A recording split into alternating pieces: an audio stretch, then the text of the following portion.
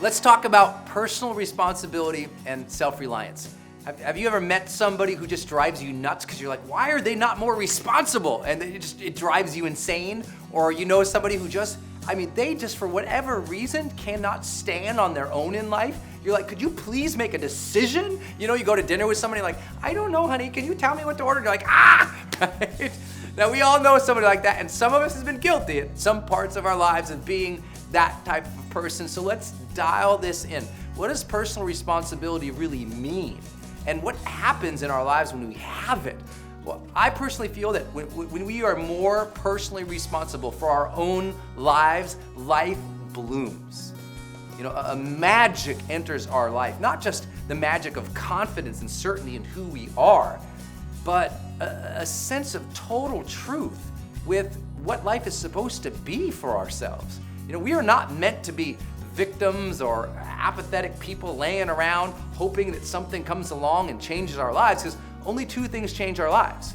Either something new does come into our life and it changes our direction, changes our insight, changes who we are. Maybe when we win the lottery or that lucky white knight comes in and saves your life, you know?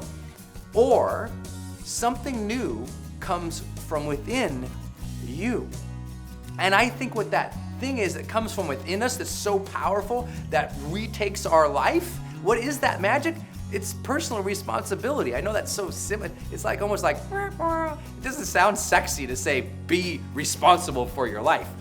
But I think we have 5 main responsibilities in our lives, and if we take control of each of these areas of our lives, like a new power comes into our life, a new joy and zest. And I would argue more over time, success, connection, joy, love, abundance come along with it. And that first thing that we are personally responsible for is our aim, right? Our ambition, our desire, our goal, our dream. I just call it our aim.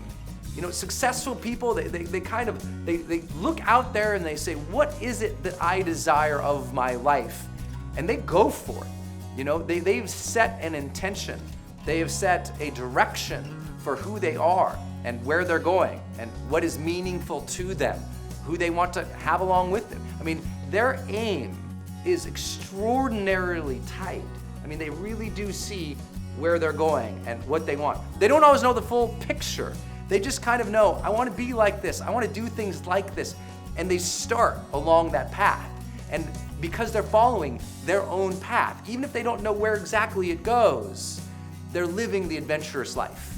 You know, they're entering a new phase of their life where they truly feel like this journey is their own versus just being carried along by their parents or their professors or their peers or their coworkers.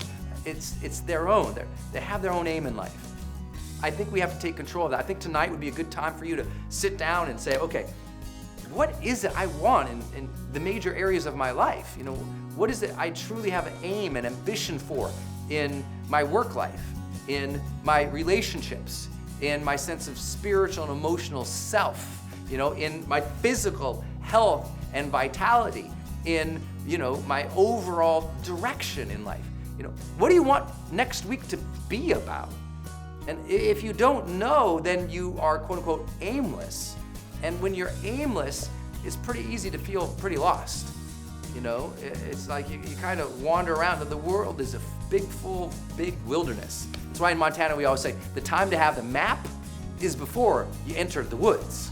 You know, the world's a big thicket of crazy throngs of people who have all their wants and their wills. And if you don't have your own direction, if you have not set your own life agenda, they will set one for you. So you have to direct your own aim. The second thing you have to direct is your attention. Where is your attention going each moment of the day, right? The ability to be fully present is really just guiding one's attention to this moment, giving ourselves an alertness and attention, an awareness to the very now that we are experiencing, right? That's power. When you are more attentive to your life, to the moments that you experience, is amazing. But attention also applies to what are we paying attention to overall in our life. And most of us are being guided, again, by the aims of others, so we are taken from our own attention of what we should be focusing on and stripped away into the distractions of the world. Most people's attentions are not they're not paying attention to what they should be paying attention to based on their goals, their desires, their dreams, or their demands and responsibilities of life. They're paying attention to the distraction that showed up. Oh look, a new Michael Jackson song. That happened right before this video. I'm just saying, sometimes if we're gonna accomplish a lot and go where we want to in our lives and really sense the fullness of this moment, we have to guard our attention from all the garbage that can come in and sweep it away. I think the third thing that we are absolutely responsible for in our lives, and when we take responsibility of this thing, life absolutely explodes in joy, and that's our attitude. How are you meeting life?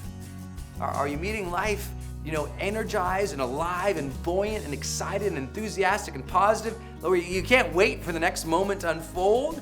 Or are you like, well, here we go again. No. And you know these people. Have you seen them? I see them. Watch people when they walk down the street. Damn light. It's like they're so upset. It's like their attitude stinks so bad that I can't stand to be around them.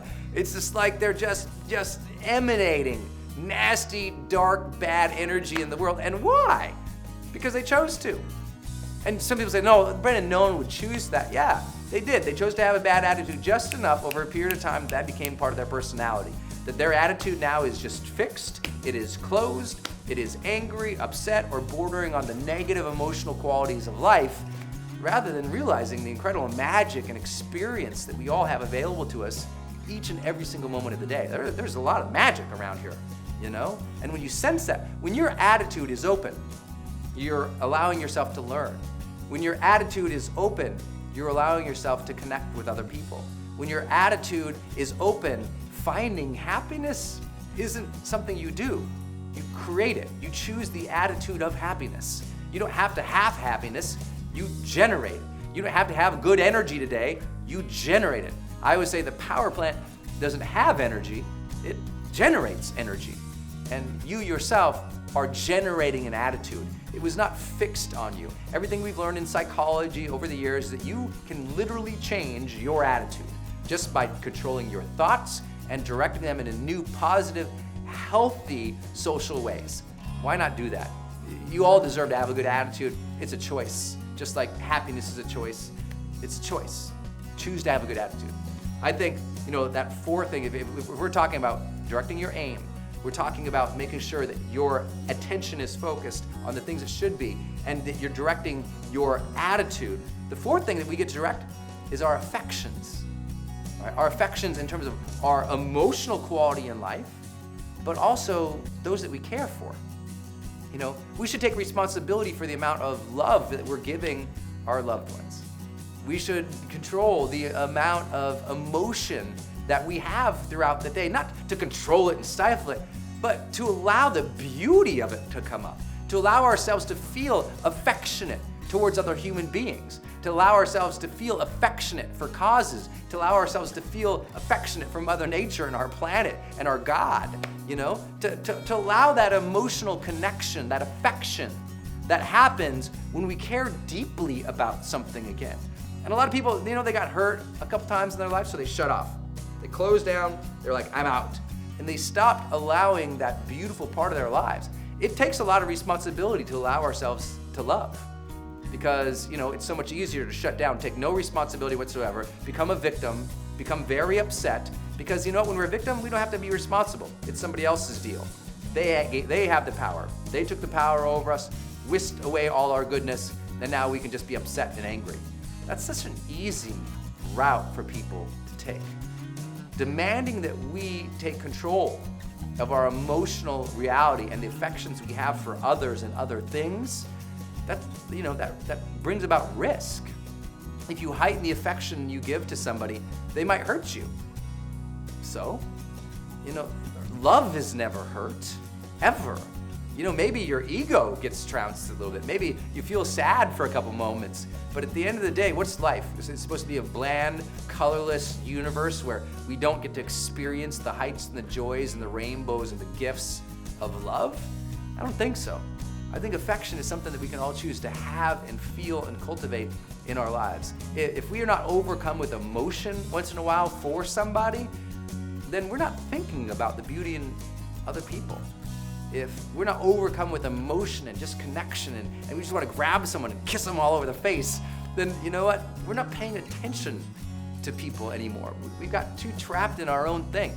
Other people, they should fascinate us. We should be excited to meet them. We should look out into the world and say, wow, you know, there's so many people, they're all so different. What an incredible zest that we get. You know, our brain is hardwired to love novelty. Well, guess what? We got 7 billion people who can give us that dopamine drip just by talking to them and connecting real emotion with them again. Let's do that. I think that fifth thing that people need to be personally responsible for in our lives is action, right? Our behaviors. What is it that we are doing each and every single day, right? Taking responsibility for our actions, because they are adding to our character and they're adding to our destiny. Who we become is a result of our disciplined actions. Not our random initiatives that we do once in a while to respond to something, but what do I want to be about? And being disciplined about being that. What do I want to achieve? Being disciplined about achieving that. What do I want to give or serve? And being disciplined about giving and serving in those ways. When we do that, something completely changes. We get a remarkable amount of momentum and progress in our lives. Our personal responsibility in being able to control our actions and guide them towards healthy and positive outcomes for ourselves, that gives us an extraordinary confidence. It gives us an extraordinary sense of progress in life. And when we're confident in who we are, and we're confident in our progress towards where we are moving, then it's a lot easier to sense that magical element called happiness. And it all comes from being responsible for those 5 things. Our aim, our attitude and intentions, our affections, and ultimately our actions we take each day. Because look at the opposite. Look at those who have no aim in life. Look at those who have not controlled their attitude, so they've just taken on and imbued the negative emotional attitude of those around them. Look at those who cannot control their attention during a day. How much they accomplish. Look at those people who have no affection for other people and they do not control their emotions at all in positive ways. And look at those who are not directing their actions intentionally. What happens? They always end up derailing their life. They end up lost somewhere. They end up frustrated. They end up irresponsible for not only their own lives, but often for the lives of those who they are entrusted to care for. So personal responsibility, it's a big thing. But now you master those 5 elements of your life. You bring intentionality to those 5 elements of your life. And like I said at the beginning, life blooms. An extraordinary new quality of experience comes into our lives. We feel an incredible spark and zest about it each day. We feel what we call the charged.